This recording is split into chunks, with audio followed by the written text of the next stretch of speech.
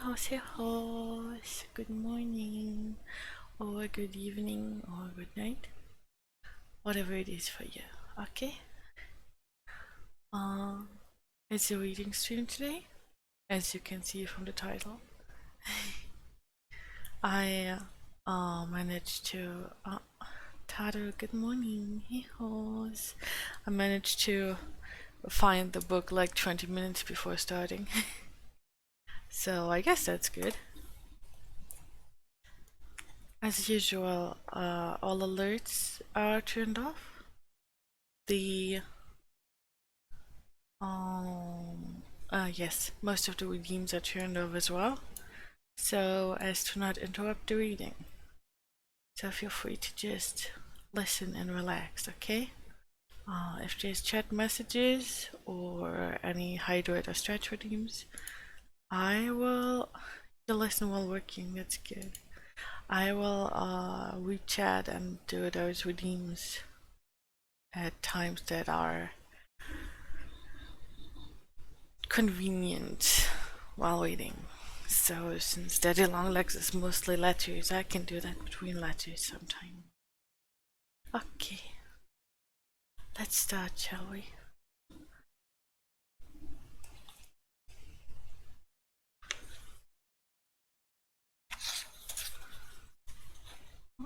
Where's my bookmark? Oh, there it is. There's where we left off. Okay.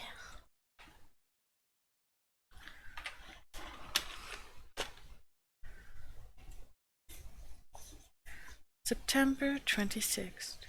Dear Daddy Longlegs, back at college again, and an upperclassman. Our studies better than ever this year. Faces the south, with 2 huge windows, and oh, so furnished. Julia, with an unlimited allowance, arrived 2 days early and was attacked with a fever for settling. We have new wallpaper and oriental rugs, and mahogany chairs. Not painted mahogany, which made us sufficiently happy last year, but real. It's very gorgeous, but I don't feel as though I belonged in it. I'm nervous all the time for fear I'll get an ink spot on the wrong place. And Daddy, I found your letter waiting for me. Pardon. I mean, your secretary's. Will you kindly convey to me a comprehensible reason why I should not accept that scholarship? I don't understand your objection in the least. But anyway, it won't do the slightest good for you to object, for I've already accepted it, and I am not going to change. That sounds a little impertinent, but I don't mean it so. I suppose you feel that when you set out to educate me, you'd like to finish the work and put a neat period in the shape of a diploma at the end. But look at it just a second from my point of view. I shall owe my education to you just as much as though I let you pay for the whole of it, but I won't be quite so indebted. I know that you don't want me to return the money, but nevertheless, I am going to want to do it, if I possibly can, and winning the scholarship makes it so much easier. I was expecting to spend the rest of my life in paying my debts, but now I shall only have to spend 1/2 of the rest of it. I hope you understand my position and won't be cross. The allowance I shall still most gratefully accept. It requires an allowance to live up to Julia and her furniture. I wish that she had been reared to simpler tastes, or else that you were not my roommate. This isn't much of a letter. I meant to have written a lot, but I've been hemming 4 window curtains and 3 portieres. I'm glad you can't see the length of the stitches, and polishing a brass desk set with tooth powder, very uphill work, and sawing off picture wire with manicure scissors, and unpacking 4 boxes of books, and putting away 2 trunkfuls of clothes. It doesn't seem believable that Jerusha Abbott wants 2 trunks full of clothes, but she does, and welcoming back 50 dear friends in between. Opening day is a joyous occasion. Good night, Daddy, dear, and don't be annoyed because your chick is wanting to scratch for herself. She's growing up into an awfully energetic little hen, with a very determined cluck and lots of beautiful feathers, all due to you. Affectionately, Judy. Oh, hello, Quali. Hello, Foxy. Sleep well, Quali. September 30th. Dear Daddy, are you still harping on that scholarship? I never knew a man so obstinate and stubborn and unreasonable and tenacious and bulldogish and unable to see other people's point of view as you. I prefer that I should not be accepting favors from strangers. Strangers? And what are you, pray? Is there anyone in the world that I know less? I shouldn't recognize you if I met you in the street. Now, you see, if you had been a sane, sensible person and had written nice, cheering, fatherly letters to your little Judy, and had come occasionally and patted her on the head, and had said you were glad she was such a good girl, then, perhaps, she wouldn't have flouted you in your old age, but would have obeyed your slightest wish, like the dutiful daughter she was meant to be. Strangers indeed! You live in a glass house, Mr. Smith. And besides, this isn't a favor. It's like a prize. I earned it by hard work. If nobody had been good enough in English, the committee wouldn't have awarded a scholarship. Some years they don't. Also, but what's the use of arguing with a man? You belong, Mr. Smith, to a sex devoid of a sense of logic. To bring a man into line, there are just two methods. One must either coax or be disagreeable. I scorn to coax men for what I wish, therefore I must be disagreeable. I refuse, sir, to give up the scholarship, and if you make any more fuss, I won't accept the monthly allowance either, but will wear myself into nervous wreck tutoring stupid freshmen. That is my ultimatum. And listen, I have a further thought. Since you are so afraid that by taking the scholarship I am depriving someone else of an education, I know a way out. You can apply the money that you would have spent for me towards educating some other little girl from the John Grier home. Don't you think that's a nice idea? Only, Daddy, educate the new girl as much as you choose, but please don't like her any better than me. I trust that your secretary won't be hurt because I pay so little attention to the suggestions offered in his letter. But I can't help it if he is. He's a spoiled child, Daddy. I've meekly given in to his whims heretofore, but this time I intend to be firm. Yours, with a mind, completely and irrevocably and world without end made up, Jerusha Abbott. November 9th. Dear Daddy Longlegs, I started downtown today to buy a bottle of shoe blacking and some colors and the material for a new blouse, and a jar of violet cream and a cake of castile soap. All very necessary. I couldn't be happy another day without them. When I tried to pay the car fare, I found that I had left my purse in the pocket of my other coat, so I had to get out and take the next car. It was late for a gymnasium. It's a dreadful thing to have no money and two coats. Julia Pendleton has invited me to visit her for the Christmas holidays. How does that strike you, Mr. Smith? Fancy Jerusha Abbott of the John Grier home sitting at the tables of the rich. I don't know why Julia wants me. She seems to be getting quite attached to me of late. I should, to tell the truth, very much prefer going to Sally's, but Julia asked me first, so if I go anywhere it must be to New York instead of to Worcester. I'm rather awed at the prospect of meeting Pendletons en masse. And also, I'd have to get a lot of new clothes. So, Daddy dear, if you write that you would prefer having me remain quietly at college, I will bow to your wishes with my usual sweet docility. I'm engaged at odd moments with the Life and Letters of Thomas Huxley. It makes nice, light reading to pick up between times. Do you know what an Archaeopteryx is? It's a bird. And a Stereognathus? I'm not sure myself, but I think it's a missing link, like a bird with teeth or a lizard with wings. No, it isn't either. I've just looked in the books. It's a Mesozoic mammal. I've elected economics this year. Very illuminating subject. When I finish that, I'm going to take charity and reform. Then, Mr. Trustee, I'll know just how an orphan asylum ought to be run. Don't you think I'd make an admirable voter if I had my ways? I was 21 last week. This is an awfully wasteful country to throw away such an honest, educated, conscientious, intelligent citizen as I would be. Yours always, Judy.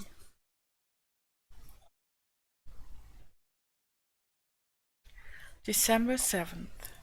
Dear Daddy Longlegs, thank you for permission to visit Julia. I take it that silence means consent. Such a social whirl as we've been having. The founders' dance came last week. This was the first year that any of us could attend, only upperclassmen being allowed. I invited Jimmy McBride, and Sally invited his roommate at Princeton, who visited them last summer at their camp, an awfully nice man with red hair. And Julia invited a man from New York, not very exciting, but socially irreproachable. He's connected with the Delamate Chichesters. Perhaps that means something to you? It doesn't illuminate me to any extent. However, our guests came Friday afternoon in time for tea in the senior corridor, and then dashed down to the hotel for dinner. The hotel was so full that they slept in rows on the brilliant tables, they say.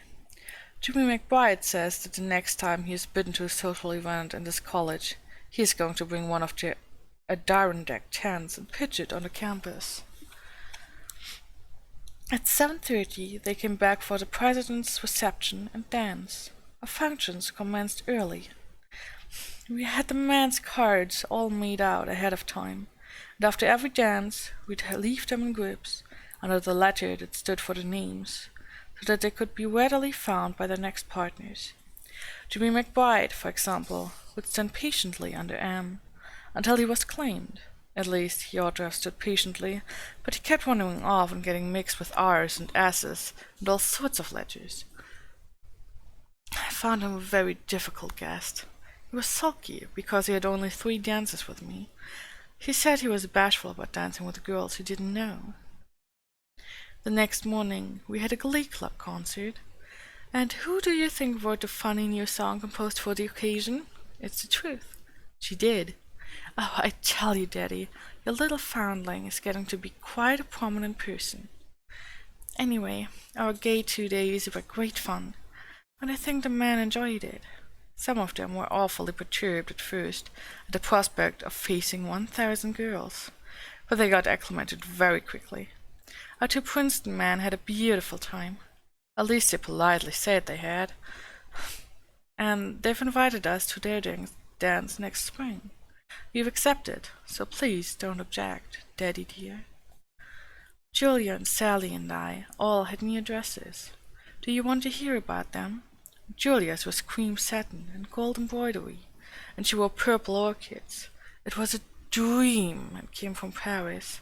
It cost $1,000,000. Sally's was pale blue trimmed with Persian embroidery, and went beautifully with wet hair. It didn't cost quite $1,000,000, but was just as effective as Julia's. Mine was pale pink crepe de chine, trimmed with aqua lace and rose satin, and I carried crimson roses which J. McB. sent, Sally having told him what color to get, and we all had satin slippers and silk stockings and chiffon scarves to match. You must be deeply impressed by these millinery details. One can't help thinking, Daddy, what a colorless life a man is forced to lead, when one reflects that chiffon and Venetian point and hand embroidery and Irish crochet are to him mere empty words, whereas a woman, whether she is interested in babies or microbes or husbands or poetry, or servants or parallelograms or gardens or Plato or bridge, is fundamentally and always interested in clothes. It's the one touch of nature that makes the whole world kin. That isn't original. I got it out of one of Shakespeare's plays. However, to resume, do you want me to tell you a secret that I've lately discovered? And will you promise not to think me vain? Then listen. I'm pretty. I am, really. I'd be an awful idiot not to know it with 3 looking glasses in the room. A friend. P.S. This is one of those wicked anonymous letters you read about in novels. Lizard with a wing is basically a dragon. Well, yes it is. Let me have a sip of tea, but it's still hot.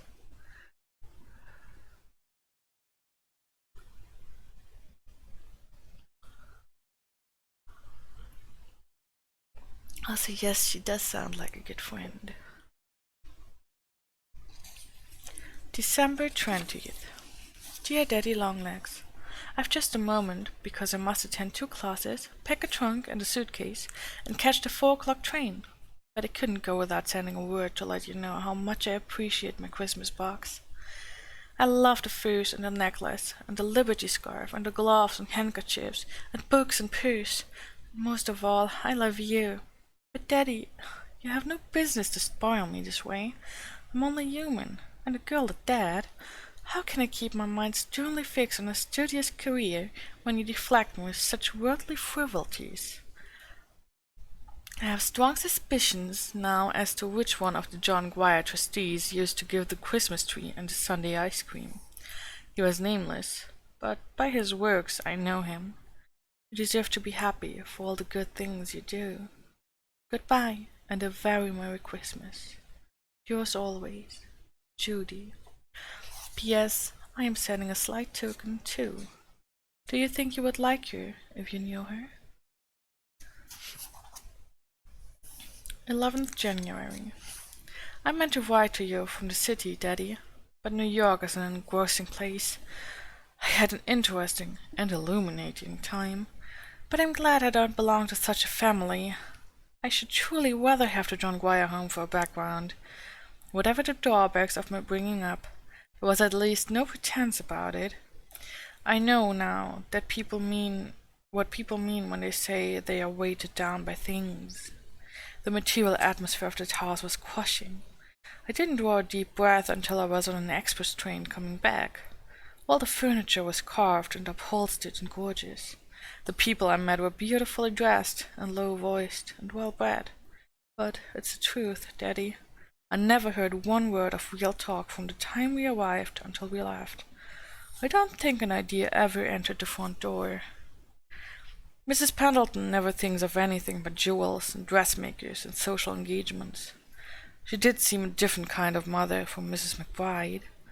If I ever marry and have a family, I'm going to make them as exactly like the McBrides as I can.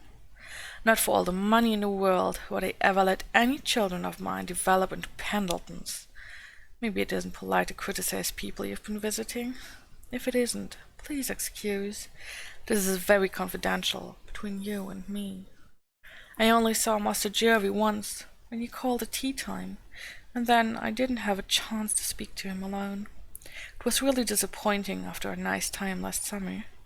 I don't think he cares much for his relatives, and I am sure they don't care much for him. Julia's mother says he's unbalanced. He's a socialist, except, thank heaven, he doesn't let his hair grow and wear red ties. She can't imagine where he picked up his queer ideas. The family have been Church of England for generations. He throws away his money in every sort of crazy reform, instead of spending it on such sensible things as yachts and automobiles and polo ponies. He does buy candy with it, though. He sent Julia and me each a box for Christmas. You know, I think I'll be a socialist, too. You wouldn't mind, would you, Daddy? They're quite different from anarchists. They don't believe in blowing people up. Probably I am one by rights. I belong to the proletariat. I haven't determined yet just which kind I am going to be. I will look into the subject over Sunday and declare my principles in my next. I've seen loads of theaters and hotels and beautiful houses. My mind is a confused jumble of onyx and gilding and mosaic floors and palms. I'm still pretty breathless, but I'm glad to get back to college and my books. I believe that I really am a student. This atmosphere of academic calm I find more bracing than New York. College is a very satisfying sort of life. The books and study and regular classes keep you alive mentally. And then, when your mind gets tired, you have the gymnasium and outdoor athletics, and always plenty of congenial friends who are thinking about the same things you are. We spend the whole evening in nothing but talk, talk, talk, and go to bed with a very uplifted feeling, as though we had settled permanently some pressing world problems. And filling in every crevice, there's always such a lot of nonsense. Just silly jokes about the little things that come up, but very satisfying. We do appreciate our own witticisms. It isn't the great big pleasures that count the most. It's making a great deal out of the little ones. I've discovered the true secret of happiness, Daddy, and that is to live in the now. Not to be forever regretting the past or anticipating the future, but to get the most that you can out of this very instant. It's like farming. You can have extensive farming and intensive farming well. I am going to have intensive living after this. I'm going to enjoy every second. I'm going to know I am enjoying it while I am enjoying it. Most people don't live. They just wait. They are trying to reach some goal far away on the horizon. And in the heat of the going, they get so breathless and panting that they lose all sight of the beautiful, tranquil country they are passing through. And then, the first thing they know, they are old and worn out. And it doesn't make any difference whether they've reached the goal or not. I've decided to sit down by the way and pile up a lot of little happinesses, even if I never become a great author. Did you ever know such a philosopher as I am developing into? Yours ever, Judy. P.S. It's raining cats and dogs tonight. 2 puppies and a kitten have just landed on the windowsill. I'll be right back. Give me a moment.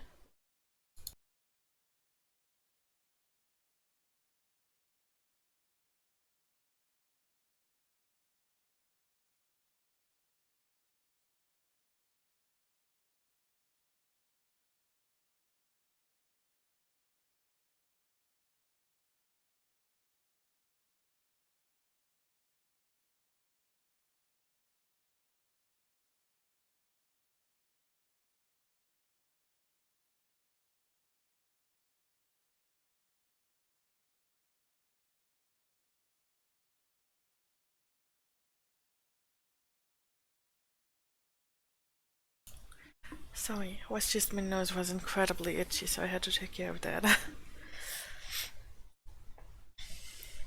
Dear comrade, hooray!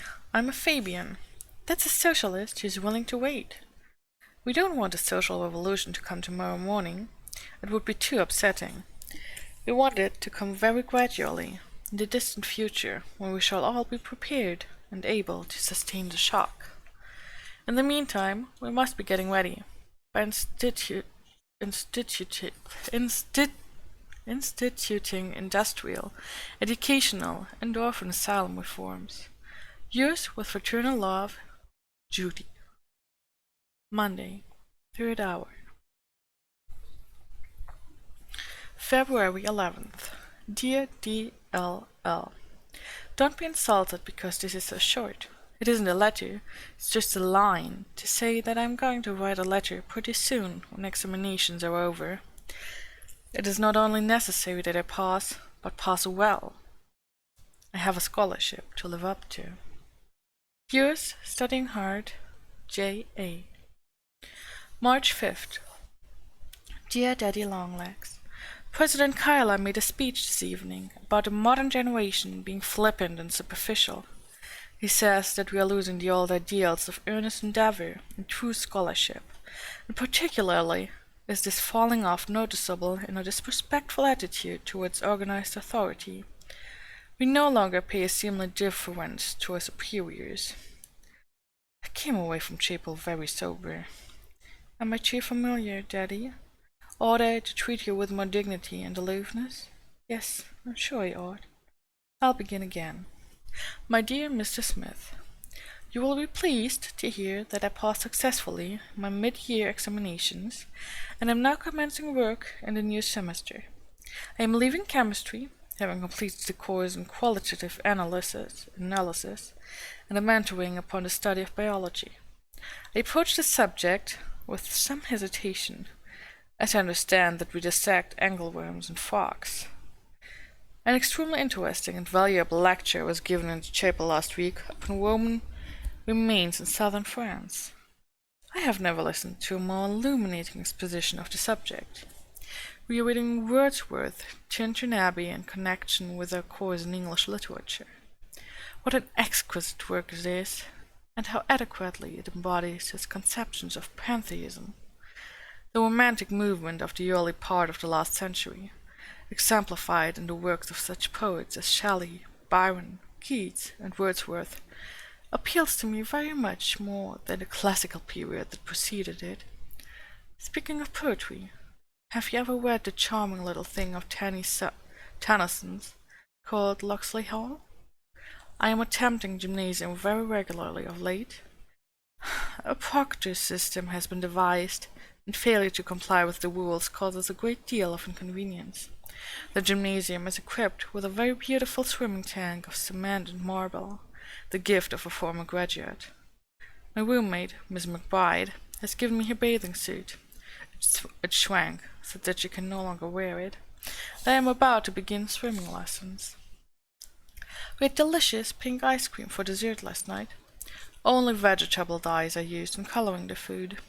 The college is very much opposed, both from aesthetic and hygienic motives, to the use of aniline dyes. The weather of late has been ideal.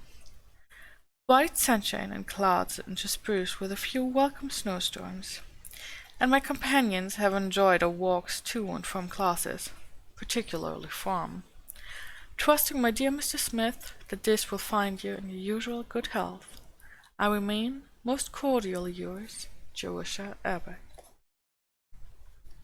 April 24th. Dear Daddy, spring has come again. You should see how lovely the campus is. I think you might come and look at it for yourself.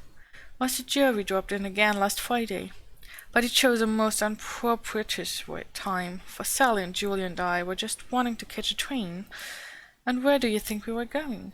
To Princeton, to attend a dance and a ball game, if you please. I didn't ask you if I might go, because I had a feeling that your secretary would say no. But it was entirely regular. We had leave of absence from college, and Mrs. McBride chaperoned us. We had a charming time, but I shall have to omit details. They are too many and complicated. Saturday. Up before dawn. The night watchman called us, 6 of us, and we made coffee in a chafing dish. Never saw so many grounds, and walked 2 miles to the top of One Tree Hill to see the sunrise. We had to scramble up the last slope. The sun almost beat us. And perhaps you think we didn't bring back appetites to breakfast. Dear me, Daddy, I seem to have a very ejaculatory style today. This page is peppered with exclamations.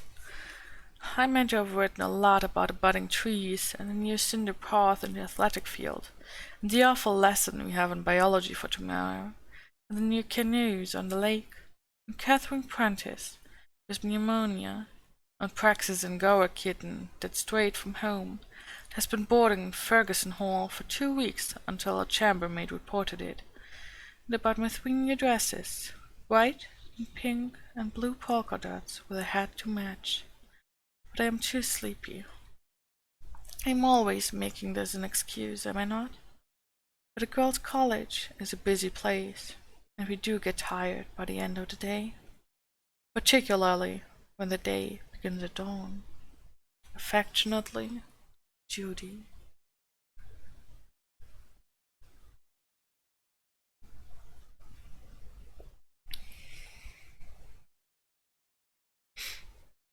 May 15th.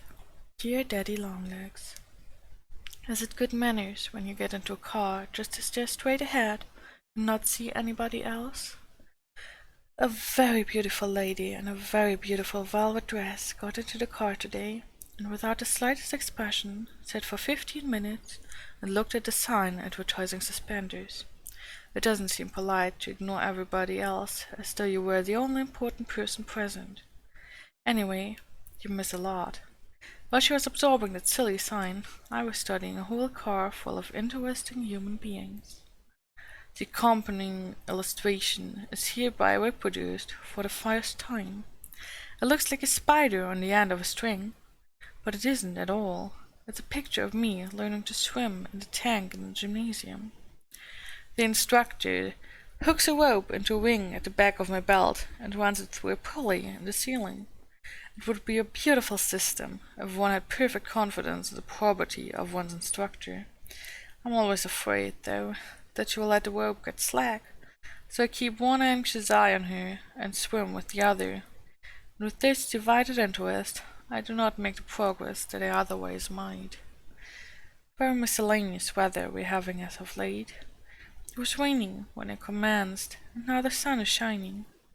Sally and I are going out to play tennis, thereby gaining exemption from gym.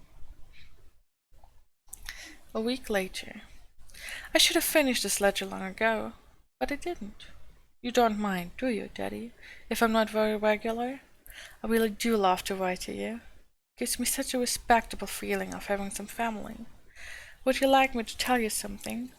You're not the only man to whom I write letters. There are 2 others. I have been receiving beautiful long letters this winter from Master Jervy, with typewritten envelopes so Julia won't recognize the writing. Did you ever hear anything so shocking? And every week or so, a very scrawly epistle, usually on yellow tablet paper, arrives from Princeton, all of which I answer with business-like promptness. So, you see, I am not so different from other girls. I get letters, too. Did I tell you that I have been elected a member of the Senior Dramatic Club, very research organization? Only 75 members out of 1,000. Do you think, as a consistent socialist, that I ought to belong? What do you suppose is at present engaging my attention in sociology? I am writing, figurez-vous, a paper on the care of dependent children. The professor shuffled up his subjects and dealt them out promiscuously, and that fell to me. There goes the gong for dinner. Post this as I pass the box. Affectionately, J. June 4th. Dear Daddy, very busy time. Commencement in 10 days, examinations tomorrow. Lots of studying, lots of packing, and the outer world so lovely that it hurts you to stay inside. But never mind. Vacation's coming. Julia is going abroad this summer. It makes the 4th time. No doubt about it, Daddy. Goods are not distributed evenly. Sally, as usual, goes to the Adirondacks. What do you think I am going to do? You may have 3 guesses. Loch Willow? Wrong. The Adirondacks with Sally? Wrong. I'll never attempt that again. I was discouraged last year. Can't you guess anything else? You're not very inventive. I'll tell you, Daddy, if you'll promise not to make a lot of objections. I warn your secretary in advance that my mind is made up. I'm going to spend the summer at the seaside with a Mrs. Charles Peterson and tutor her daughter who is to enter college in the autumn. I met her through the McBrides. She is a very charming woman. I am to give lessons in English and Latin to the younger daughter, too, but I shall have a little time to myself, and I shall be earning $50 a month. Doesn't that impress you as a perfectly exorbitant amount? She offered it. I should have blushed to ask for more than 25. I finish at Magnolia. That's where she lives, the 1st of September, and shall probably spend the remaining 3 weeks at Loch Willow. I should like to see the samples again, and all the friendly animals. How does my program strike you, Daddy? I am getting quite independent, you see. You have put me on my feet, and I think I can almost work alone by now. Princeton commenced, and our examinations exactly coincide, which is an awful blow. Sally and I did so want to get away in time for it, but of course that is utterly impossible. Goodbye, Daddy. Have a nice summer, and come back in the autumn, rested and ready for another year of work. That's what you ought to be writing to me. I haven't any idea what you do in the summer, or how you amuse yourself. I can't visualize your surroundings. Do you play golf, or hunt, or ride horseback, or just sit in the sun and meditate? Anyway, whatever it is, have a good time, and don't forget Judy. Huh? Oh my, yeah, Hannah. Oh yes, I forgot to change the location. I'm sorry. Yes, yes, I hope you're doing well. Are they? Or almost. No. There you go. Okay, I gotta take care of my nose again. 1 second.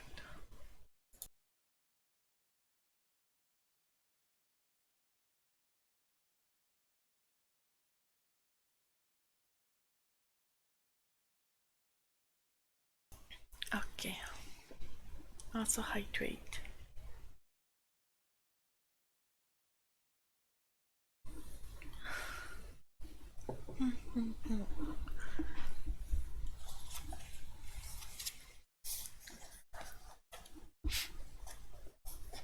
June 10th. Dear Daddy, this is the hardest letter I ever wrote, but I have decided what I must do. There isn't going to be any turning back. It's very sweet and generous and dear of you to wish to send me to Europe this summer. For the moment I was intoxicated by the idea, but sober second thought said no. It would be rather illogical of me to refuse to take your money for college, and then use it instead just for amusement. You mustn't get me used to too many luxuries. One doesn't miss what one has never had, but it's awfully hard going without things after one has commenced thinking they are his. Hers.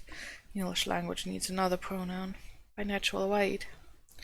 Living with Sally and Julia is an awful strain on my stoical philosophy. They have both had things from the time they were babies. They accept happiness as a matter of course.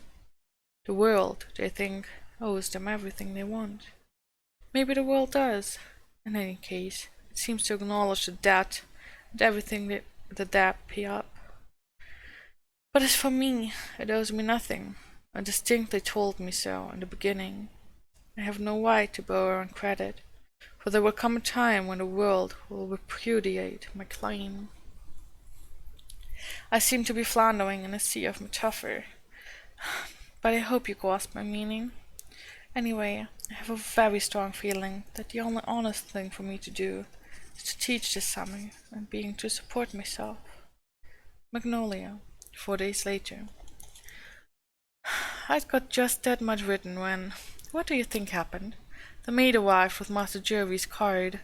He's going abroad too this summer, not with Julie and her family, but entirely by himself. I told him that you had invited me to go with a lady who is chaperoning a party of girls. He knows about you, Daddy. That is, he knows that my father and mother are dead, that the kind gentleman is sending me to college. I simply didn't have the courage to tell him about the John Grier home and all the rest. He thinks that you are my guardian and a perfectly legitimate old family friend. I have never told him that I didn't know you. That would seem too queer. Anyway, he insisted on my going to Europe. He said that it was a necessary part of my education, and that I mustn't think of refusing. Also, that you would be in Paris at the same time, and that we would run away from the chaperone occasionally and have dinner together at nice, funny, foreign restaurants. Well, Daddy, it did appeal to me. I almost weakened. If you hadn't been so tutorial, maybe I should have entirely weakened. I can be enticed step by step, but I won't be forced. He said I was a silly, foolish, irrational, quixotic, idiotic, stubborn child. Those are a few of his abusive adjectives. The rest escaped me. That I didn't know what was good for me. I ought to let older people judge. We almost quarreled. I'm not sure, but that We entirely did. In any case, I packed my trunk fast and came up here. I thought I'd better see my bridges and flames behind me before I finished writing to you. They are entirely reduced to ashes now. Here I am at Cliff Top, the name of Mrs. Peterson's cottage, with my trunk unpacked and Florence, the little one, already struggling with first declension now, and it bids fair to be a struggle. She's a most uncommonly spoiled child. I shall have to teach her first how to study. She has never in her life concentrated on anything more difficult than ice cream soda water. We use a quiet corner of the cliffs for a schoolroom. Mrs. Peterson wishes me to keep them out of doors. I will say that I find it difficult to concentrate with the blue sea before me and ships sailing by. Do you think I might be on one, sailing off to foreign lands? But I won't let myself think of anything but Latin grammar. The prepositions or a or ab, absc, coram, cum, de, or ex, prae, pro, sine, tenus, in, subter, sub, and super govern the ablative. I'm not good at Latin. So you see, Daddy, I'm already plunged into work with my eyes persistently set against temptation. Don't be cross with me, please. Don't think that I do not appreciate your kindness, for I do, always, always. The only way I can ever repay you is by turning out a very useful citizen. Are women citizens? I don't suppose they are. Anyway, a very useful person. But when you look at me, you can say, I gave that very useful person to the world. That sounds well, doesn't it, Daddy?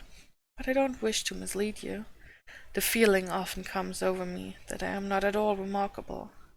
It is fun to plan a career, but in all probability I shan't turn out a bit different from any other ordinary person. I may end up marrying an undertaker and being an inspiration to him and his work. Yours ever, Judy.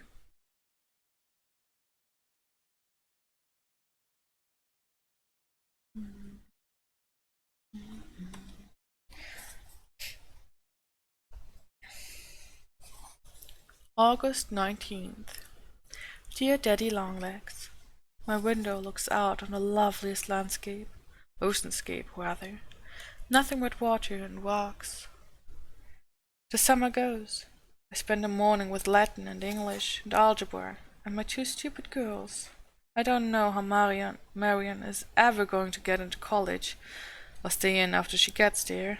And as for Florence, she is hopeless. But oh, such a little beauty.